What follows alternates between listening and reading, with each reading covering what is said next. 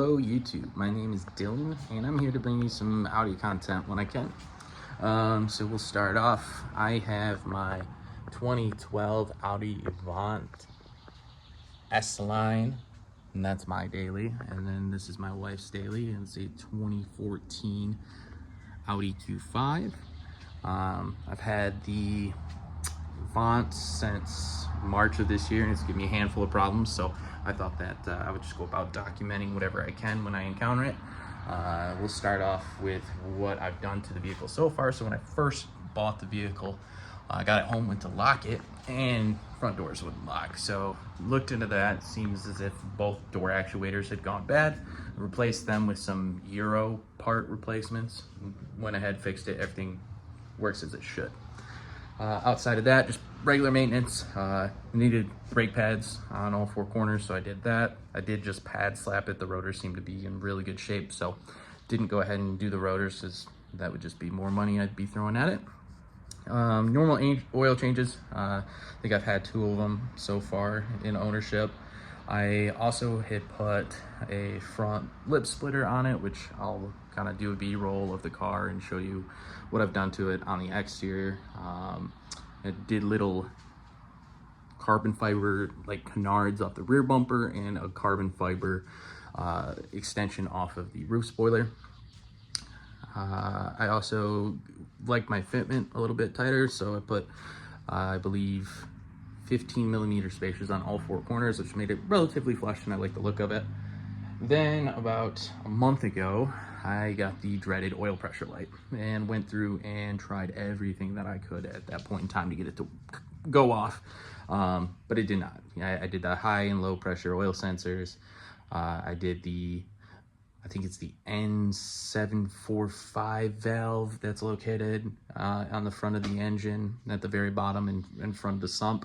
That didn't do it. So I was about fed up with the car at that point in time and thought, you know, let's just sell it, be somebody else's issue, until the dealer that I had bought the vehicle from had offered to fix it for me for just paying the cost of parts. So he did that. He had the car for about a month. They replaced the cam bridge. That did not fix it. Then they did a complete tear down and got it in service position, pulled off the front end and pulled off the timing covers. Ended up being the intake side balance shaft had worn to the point where when the car would start to build oil pressure, it would just squeeze through, allowing that oil pressure to come out. So car is running, it's good. Though it did sit outside when they had it for the month, and it had found itself a little dent right here. I don't know if you can pick it up. There it is. So it's going off the PDR, and about 3 weeks to get that fixed, and then it should be in pretty good overall shape. So plans just to bring you guys more and more content. I'll get some shots of the car, you know, outside, so you can get a good look at it. It's a beautiful car. It's sitting on Audi Q5, 20-inch wheels, so it fits the wheel gap real nice. I generally lower all my vehicles, but with this one, the fitment's pretty decent, so I might not touch the suspension, as it seems to be operating quite well. But it is an S-Line car, so it's got all the fun, you know, side sills, skirts, and a little bit different of a spoiler. But yeah, so looking forward to bringing you guys some Avant content here in the future. Keep you updated when I can. Not a whole lot of Avant content out there, and I know there's a lot of guys that love these wagons. They're really appealing, really good looking, functional, great cars. So like I said, I have done the lip spoiler down here. Came out pretty decent. I also did the RS4 style grille, kept the logos or the emblem or badges in there, so I like that opposed to the full blackout. And it is an S-Line car, so S-Line badges, and it's got the side sills.